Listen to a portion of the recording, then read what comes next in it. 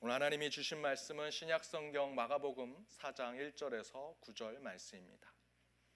마가복음 4장 1절에서 9절 말씀.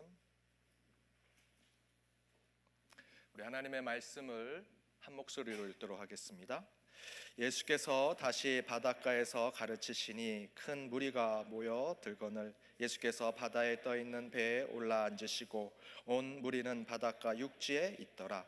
이에 예수께서 여러 가지를 비유로 가르치시니 그 가르치시는 중에 그들에게 이르시되 들으라. 씨를 뿌리는 자가 뿌리러 나가서 뿌릴새 더러는 길가에 떨어짐에 새들이 와서 먹어버렸고 더러는 흙이 얕은 돌밭에 떨어짐에 흙이 깊지 아니하므로 곧 싹이 나오나 해가 돋은 후에 타서 뿌리가 없으므로 말랐고 더러는 가시떨기에 떨어짐에 가시가 자라 기운을 막음으로 결실하지 못하였고 더러는 좋은 땅에 떨어짐에 자라 무성하여 결실하였으니 30배나 60배나 100배가 되었느니라 하시고 또 이르시되 들을 귀 있는 자는 들으라 하시니라.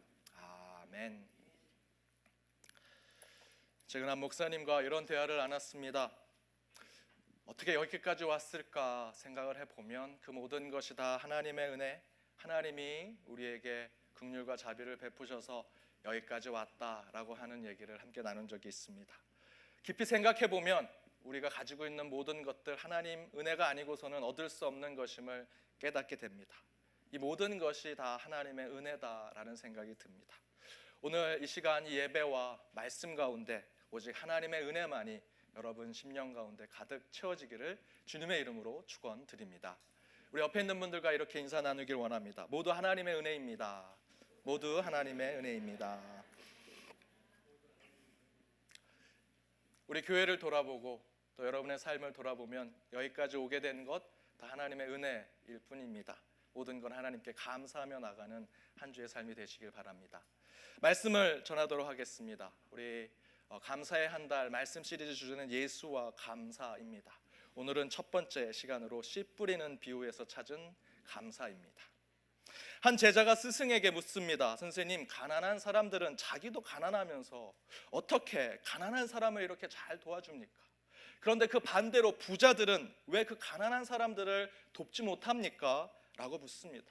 그러자 스승이 창문을 가리키면서 창과 거울이 똑같은 유리로 만들어졌지만 거울은 뒤에 금칠이 되어서 아무리 바라봐도 자신밖에 바라볼 수 없고 창문은 그곳에 덧칠된 것이 없기 때문에 모든 것을 바라볼 수 있느니라 라고 하는 답을 줍니다. 이 이야기에 저는 감사를 놓아서 해석해 보았습니다. 왜 부자들은 감사를 하지 못하는가? 거울처럼 창문 뒤에 금칠이 되어 있어서 자기만 보기 때문에 어떤 일이 된다면 그것이 다 자기 때문에 된 것이라고 생각합니다.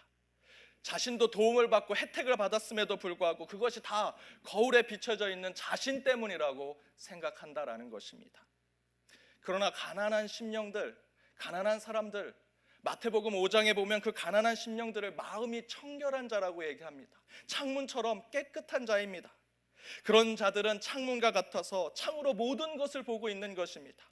누가 나를 도와주었고 누구 때문에 내가 여기까지 올라오게 되었고 어떤 사람이 나를 돕고 있는지를 다 볼 수 있기 때문에 가난한 사람이지만 그 가난한 자를 더 도울 수 있고 더 감사를 표현할 수 있게 되었다라는 것입니다.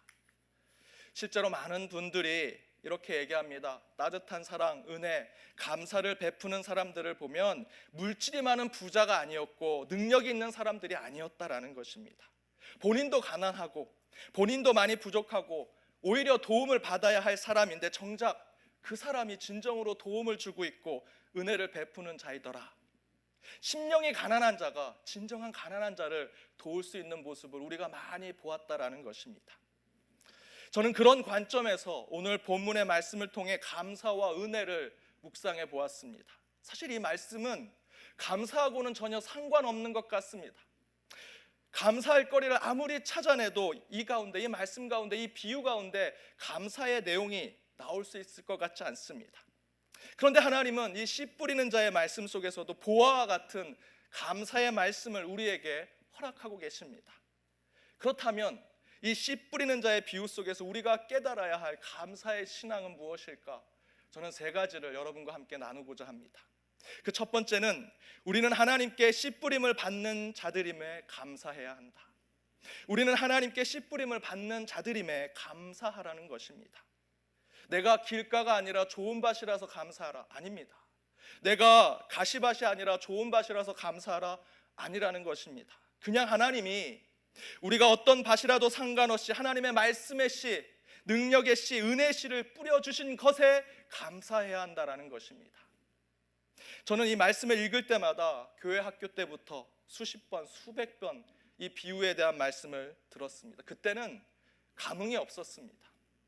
이 말씀을 읽으면 그냥 내 마음이 길가나 돌밭이나 가시밭인데 이제는 옥토가 돼야지, 좋은 밭이 돼야지 라고 하는 교훈 정도로만 생각을 했습니다.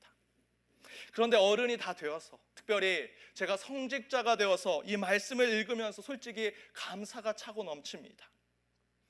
사실 어릴 때는 잘 몰랐는데 제가 옥토나 좋은 밭이 될 수 없는 존재임을 깨닫게 되었기 때문입니다. 저는 말씀을 그냥 읽지 않습니다. 몇 번 꼬아서 읽습니다. 말씀을 읽을 때 순수하게 읽지 않습니다. 왜 예수님이 이렇게 말씀하셨지? 왜 여기서 하나님은 이런 표현, 이런 단어를 사용하셨지? 늘 질문하고 근심하고 걱정하면서 말씀을 읽습니다. 하루는 제가 신학대학원 기숙사에서 성경을 읽을 때 한 절 한 절 읽으면서 왜 이렇게 말씀하셨지? 왜 이렇게 얘기하셨지? 라고 계속 말하니까 선배 전도사님이 야 주용아 제발 한 절 읽고 아멘 하고 넘어가. 왜 자꾸 질문하고 왜라고 얘기해? 안 그래도 오늘 대피교사신 장로님께서 왜 하지 말라고 하셨는데 제가 뜬금했습니다. 서로 얘기한 건 없는데 제가 그랬습니다. 제가 절대로 좋은 밭이 아니다라는 것을 깨달았습니다. 늘 길가나 돌밭이나 가시밭과 같은 마음을 가지고 말씀을 읽고 듣고 보고 그러고 있더라는 것입니다. 오늘 말씀도 여러분 왜? 라는 질문 안 해보셨습니까? 좋은 밭에 30배, 60배, 100배의 열매를 맺는 것 궁금하지 않으셨습니까? 수학에 조금 관심 있는 분들은 30배, 60배, 그 다음 뭐가 돼야 됩니까? 90배가 돼야 되는데 왜 100배라고 하셨을까? 잘못 쓴 게 아닐까? 저는 굉장히 근심이 많았습니다. 여러분도 궁금하십니까? 궁금해하시면 안 됩니다. 그냥 아멘하고 받으시면 여러분 옥토가 되실 수 있습니다. 그런데 저는 너무나 궁금했습니다. 그래서 제가 예전에 궁금해서 자료를 찾아보았더니 30배, 60배 그 다음이 세 번째 자리인데 성경엔 숫자에 예민합니다. 세 번째 자리는 완전수를 얘기합니다. 따라서 세 번째는 완전수가 나야 합니다. 30배, 60배, 90배, 90이라는 불완전수가 아니라 완전수를 써야 하기 때문에 100이라는 완전수를 쓴 것입니다. 여기서 100은 수량을 얘기한 것이 아닙니다. 세 번째 자리에 100배의 열매는 완전한 결실을 맺었다라는 뜻입니다. 그렇게 해석하는 것뿐입니다. 진짜 뜻은 천국에 올라가서 예수님께 물으시기 바랍니다. 근데 저만 이랬겠습니까? 저는 여러분도 똑같다라고 생각합니다. 여러분 솔직해지십시다. 여러분의 심령이 지금 좋은 밭이십니까? 아닙니다. 제가 이렇게 보니까 길가, 또 돌밭, 가시밭 여기에 많이 있습니다. 1부 때 제가 어느 곳을 보니까 왜 저를 보고 길가라고 말씀하셨어요? 하시는 분이 계셨습니다. 여러분 모두가 길가, 돌밭, 가시밭과 같은 마음의 밭을 우리가 가지고 있습니다. 제가 말씀을 맛있고 잘 준비해서 전해도 전혀 먹혀 들어가지 않는 돌밭과 같은 길가와 같은 그런 분이 계십니다. 말씀이 깊이 못 들어갑니다. 근심이 많습니다. 걱정이 많습니다. 그 돌멩이를 옆에 두고 기도하신 분들이 많습니다. 말씀이 깊이 뿌리 내릴 수 없습니다. 어떤 분은 가시밭을 헤매는 분이 계십니다. 예수님이 가시밭을 4장 19절에 이렇게 표현하셨습니다. 함께 읽어보겠습니다. 세상의 염려와 재물의 유혹과 기타의 욕심이 들어와 말씀을 막아 결실을 못하게 되는 자.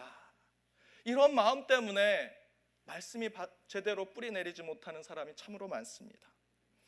여러분 여기서 지금 저희들이 설문조사를 한다면 이 4개의 밭 중에 어느 밭이 나오겠습니까? 제 생각엔 좋은 밭은 거의 나오지 않을 것입니다. 우리 모두는 좋은 밭이 아닌 것을 너무나 잘 알고 있습니다. 그런데 예수님께서 말씀하십니다. 그곳에 씨를 뿌리겠다. 물론 그곳에 씨를 뿌리면 씨가 잘 자라지 못할 것입니다.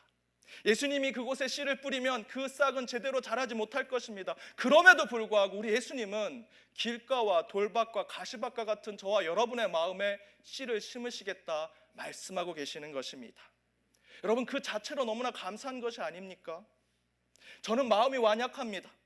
근심이 많습니다. 욕심이 많습니다. 제가 말씀을 받을 만한 자격이 없는 사람입니다 라고 고백하는데, 예수님께서 그럼에도 불구하고 내 마음의 밭에 말씀의 씨를 뿌리겠다라고 말씀하시는 것입니다. 저는 그 말씀의 뜻을 깨닫고 얼마나 흥분하고 기뻤는지 모릅니다. 길가와 같은 이 완악한 심령에도 주님이 찾아와 주시는구나. 돌밭과 가시밭과 같은 이 근심과 욕심이 가득한 제 마음속에 복음의 씨를 주님께서 심어 주시는구나. 얼마나 감사할 일입니까? 여러분, 뭐 손에 쥐어야만 감사하시겠습니까? 마음이 좋은 밭, 옥토가 될 때 그때까지 기다려서 그때가 되면 하나님께 감사하시겠습니까? 아닙니다. 길가, 돌밭, 가시밭과 같은 저와 여러분의 심령에까지 복음의 씨를 뿌리시는 주님께 먼저 감사하십시오. 그 감사가 먼저 될 때 우리 가운데 진정한 감사의 신앙이 세워지리라 믿습니다. 두 번째는 하나님의 씨 뿌림으로 나의 문제를 발견하게 하심을 감사하라. 하나님이 씨를 뿌렸을 때 그 씨 뿌림으로 우리 안에 문제를 발견할 때 우리는 감사해야 한다는 것입니다. 한 제자가 아인슈타인에게 질문을 합니다. 세상을 구할 수 있는 시간이 1시간 남았습니다. 어떻게 해야 합니까? 그때 아인슈타인이 얘기합니다. 나는 문제가 무엇인지 살펴보는데 55분을 사용하고 그리고 그것을 해결하는데 5분을 사용하겠다. 무슨 뜻입니까? 어떤 일이 벌어졌을 때 가장 중요한 것은 왜 이 사건이, 이 문제가 발생되었는지를 발견하는 것이 중요함을 이야기하는 것입니다. 그에 덧붙여서 아인슈타인은 이렇게 얘기합니다. 중요한 것은 질문하기를 멈추지 않는 것이라고 말합니다. 그런데 오늘 씨 뿌리는 자의 비유에서는 우리의 마음의 밭에 씨가 뿌려지니 우리 안에 문제를 발견하게 되더라라고 증거하고 있습니다. 지금 여러분의 마음의 밭이 무엇입니까? 길가, 돌밭, 가시밭, 좋은 밭입니까? 잘 모릅니다. 솔직히 잘 모릅니다. 우리가 어떤 밭을 가지고 있는지 모릅니다. 그런데 여러분의 마음에 하나님의 말씀이 심겨져서 그 싹이 트기 시작하면 곧바로 알 수 있습니다. 말씀이 심겨졌는데 아예 뿌리를 내리지 못한다면 여러분의 마음의 밭은 길가입니다. 말씀의 씨가 살짝 뿌려졌는데 싹이 났지만 더 자라지 못합니다. 해가 떴더니 그저 쓰러지고 죽게 됩니다. 그러면 여러분의 밭은 돌밭입니다. 또한 말씀이 심겨졌는데 어느 정도 자라다가 상처가 나고 건강하게 자라지 못한다면 여러분의 마음의 밭은 가시밭입니다. 그런데 그냥 있을 때는 모릅니다. 근데 말씀의 씨가 뿌려져서 자라기 시작하면 그때 비로소 우리는 우리의 마음의 상태, 우리의 심령의 상태를 깨닫게 된다라는 것입니다. 내가 문제가 있다는 것을 발견하는 것은 매우 중요합니다. 그리고 그 발견은 곧 우리에게 감사의 제목을 줄 것입니다. 요즘 한국의 축구가 굉장히 어려움을 겪고 있습니다. 세계 축구 순위에서도 중국에게 뒤졌습니다. 피파 랭킹에서도 중국에서도 졌습니다. 왜 그럴까? 오늘 말씀에 비춰서 생각해 본다면 그 이유는 뭐가 잘못되었는지 문제를 발견하지 못하고 있기 때문이라는 것입니다. 15년 전에 한국에 히딩크라는 축구 감독의 명장이 왔습니다. 그리고 가장 먼저 한 것이 패스 훈련하고 체력 훈련을 했습니다. 온 신문과 방송이 기껏 비싼 몸값을 한 명장의 감독을 데리고 왔더니 그 감독이 한국의 최고의 축구 선수를 모아서 기초 훈련한다, 패스 훈련하고 체력 훈련한다고 온갖 비난을 퍼부었습니다. 그런데 그리고 1년이 지나서 결과는 한국 축구가 세계 4강이 되었습니다. 그 이유를 히딩크 감독이 이렇게 얘기합니다. 한국에 처음 와서 선수들을 보는데 기술은 좋았는데 체력이 약해 보였다라고 인터뷰를 했습니다. 그런 지적은 대한민국 사람에겐 다 반대로 생각했던 내용이었습니다. 거의 모든 국민은 우리 선수들이 체력은 너무나 좋은데 선진 축구, 유럽의 축구들의 그 기술을 따라가지 못한다고 생각해서 외국의 명장을 데리고 온 것인데 이 명장은 다르게 생각하고 있었습니다. 명장과 대가와 참 스승은 다릅니다. 왜냐하면 그들은 문제를 발견해낼 수 있습니다. 문제를 발견하면 고치고 변화시켜서 제대로 만들 수 있다는 것입니다. 누가복음에서 예수님이 베드로를 처음 부르실 때 이렇게 얘기하십니다. 누가복음 5장 4절입니다. 함께 읽어보겠습니다. 깊은 데로 가서 그물을 내려 고기를 잡으라. 깊은 데로 가라고 얘기하고 있습니다. 깊은 데로 가라. 여기서 깊은 곳은 문제를 지적하고 있는 것입니다. 이 얘기를 듣고 어부들이 이렇게 생각했을 것입니다. 선생님, 저희들이 전문 어부입니다. 밤새 곳곳에 그물을 내려보았습니다. 하지만 고기를 잡을 수 없었습니다. 무슨 말씀하시는 것입니까? 그런데 그 중에 베드로만이 이렇게 응답을 합니다. 누가복음 5장 5절입니다. 함께 읽겠습니다. 시몬이 대답하여 이르되 선생님, 우리들이 밤이 새도록 수고하였을 때 잡은 것은 없지만은 말씀에 의지하여 내가 그물을 내리리이다. 베드로는 예수님의 말씀에 의지합니다. 예수님의 문제 지적을 동의하고 순종합니다. 그리고 그곳에 그물을 내립니다. 그때 성경은 그물이 찢어지도록 고기를 잡았다고 증거하고 있습니다. 사랑하는 여러분, 이처럼 문제를 발견하면 고치고 변화함으로 감사를 깨달을 수 있습니다. 따라서 문제를 깨닫고 문제를 발견하는 것은 그 자체가 감사일 것입니다. 오늘 본문에서 주님께서 뿌리시는 말씀의 씨, 은혜의 씨, 사랑의 씨를 받아 우리 안에 문제를 발견한다면 여러분, 그것으로 감사하십시오. 예수님께서 좋은 밭이 아니라고 씨를 뿌리지 않겠다 말씀하지 않으십니다. 어떤 밭이라도, 길가라도, 돌밭이라도, 가시밭이라도 그 밭을 가지고 있는 우리에게 주님께서 복음의 씨, 말씀의 씨를 뿌리겠다고 약속해 주고 계십니다. 여기서 중요한 것은 내가 어떤 밭을 가지고 있느냐가 중요한 것이 아닙니다. 그 씨가 뿌려졌을 때 나는 어떤 문제를 가지고 있는지 그것을 깨닫고 나아갈 때 우리는 감사를 할 수 있는 것입니다. 여러분, 길가의 밭 또는 돌밭과 가시밭, 그 상황에 우리가 있을지라도 그 가운데 예수님께서 씨를 뿌리셨을 때 우리 안에 문제를 발견하면 여러분, 감사의 신앙으로 나아갈 수 있습니다. 여러분, 그 씨앗을 잘 키우시기 바랍니다. 세 번째, 마지막 세 번째는 좋은 밭이 되고자 하는 내일을 꿈꿀 수 있음에 감사라는 것입니다. 좋은 밭이 되고자 하는 내일을 꿈꿀 수 있음에 감사하라. 저와 여러분은 거의 대부분 세 개의 밭 중에 하나입니다. 길가와 같은 심령이던 돌밭이나 가시밭과 같은 상태일 것입니다. 그런데 거기에 머물고 그리고 그 상태에 있게 되면 그대로 심판을 받는다면 우리에겐 소망과 희망이 없게 될 것입니다.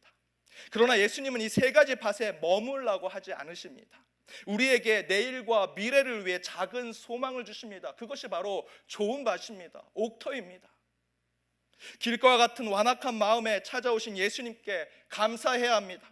또한 돌밭과 가시밭과 같은 염려와 걱정과 욕심에 빠져 말씀을 제대로 받지 못한 죄된 우리에게까지 주님께서 말씀을 뿌려주신 것에 감사해야 됩니다. 그 가운데 우리는 문제를 발견했기 때문입니다.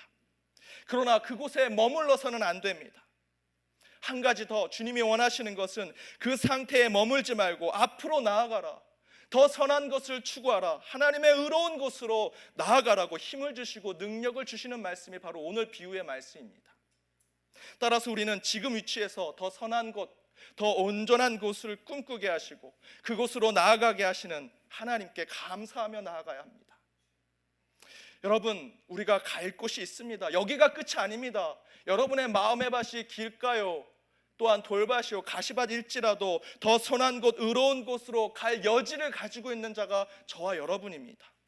지금은 길가와 돌밭, 가시밭의 마음을 가지고 있지만 우리는 반드시 주님이 약속해 주신 좋은 밭, 옥토로 나아가는 자들이 되어야 합니다.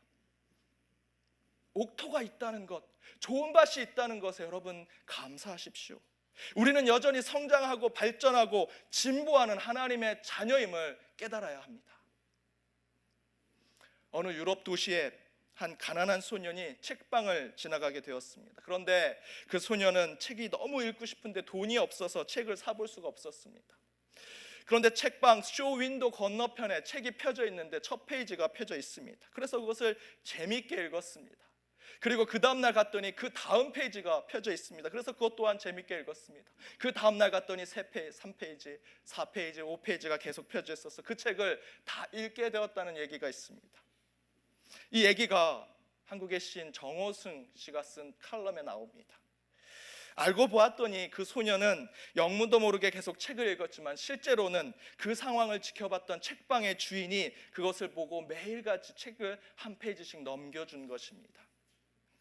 그 이야기를 듣고 정호승 씨는 자신의 이야기를 이렇게 풀어냅니다.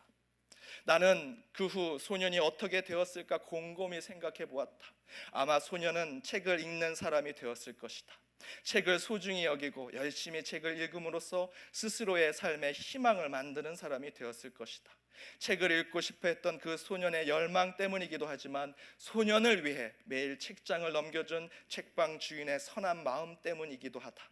책방 주인이 계속 책장을 넘겨주지 않았다면 소년은 똑같은 내용을 되풀이해서 읽는 일에 곧 실증을 내었을지 모른다. 소년이 책을 통해 가난한 삶에 희망의 씨앗을 심으려고 하는 순간 책방의 주인은 씨앗을 깊이 심게 하고 물과 햇빛을 제공해 주었다. 사랑하는 여러분, 저는 이 정호순 시인이 마지막 했던 표현에 마음을 담고 있습니다. 소년이 책을 통해 가난한 삶에 희망의 씨앗을 심으려고 하는 순간 책방의 주인은 씨앗을 깊게 심게 하고 물과 햇빛을 제공해 주었다. 저는 이 가난한 소년의 모습을 통해서 저와 여러분의 모습을 봅니다. 가진 것 하나 없는, 보잘것없고 나약하기 짝이 없는 저와 여러분, 거기에 마음은 완악하기까지 하고 근심과 걱정만 생각하며 해결책은 찾아내지 못해 늘 괴로워하며 살아가는 존재인 우리가 아닙니까? 그러나 우리 주님은 우리의 가난하고 별 볼 일 없는 우리의 삶에 희망의 씨앗을 심기를 원한다 말씀하고 계십니다. 가난한데도 우리 주님은 우리에게 복음을 주십니다. 형편없는데도 우리에게 능력을 주시고자 합니다. 근심과 걱정이 가득한데도 기적과 체험을 허락하시고자 합니다. 죽음과 어둠의 그늘에 살고 있음에도 불구하고 우리 주님은 우리를 구원과 생명으로 인도하고 계십니다. 바로 이 감사를 깨닫게 하기 위해 우리 하나님께서 씨 뿌리는 자의 비유 속에 감사를 깨닫게 하시는 것입니다. 여러분, 감사의 삶을 사십시오. 늘 말씀드리지만 돌아보면 감사하지 않을 것이 하나도 없습니다. 다 하나님의 은혜입니다. 아무것도 아닌 저와 여러분을 이렇게 기쁨과 능력으로 살아가게 하신 하나님께 감사로 제사를 드리는, 매일같이 예배를 드리는 삶을 살아가는 저와 여러분이 되기를 바랍니다. 또한 이번 감사의 한 달, 그리고 2017년도 남아있는 날이 오직 하나님의 은혜로 감사로 채워지는 저와 여러분의 삶이 되기를 주님의 이름으로 축원드립니다. 함께 기도하겠습니다. 사랑의 하나님, 여기까지 인도하신 하나님께 감사를 드립니다. 오늘 주신 씨 뿌리는 비유의 말씀 가운데 주님이 주신 감사를 발견하게 하심을 또한 감사합니다. 어떠한 심령일지라도 늘 찾아와 주시고 말씀의 씨를 뿌려주시며 변화와 새로운 창조로 나아가게 하심을 감사드리오니 우리의 삶 가운데 주님의 은혜만이 가득하게 하여 주옵소서. 돌아보면 모두 감사의 제목뿐입니다. 그 감사의 신앙을 이번 한 달 동안 그리고 남아있는 2017년 동안 잘 찾아가며 회복하게 하여 주옵소서. 이 모든 말씀 예수님의 이름으로 기도드립니다. 아멘.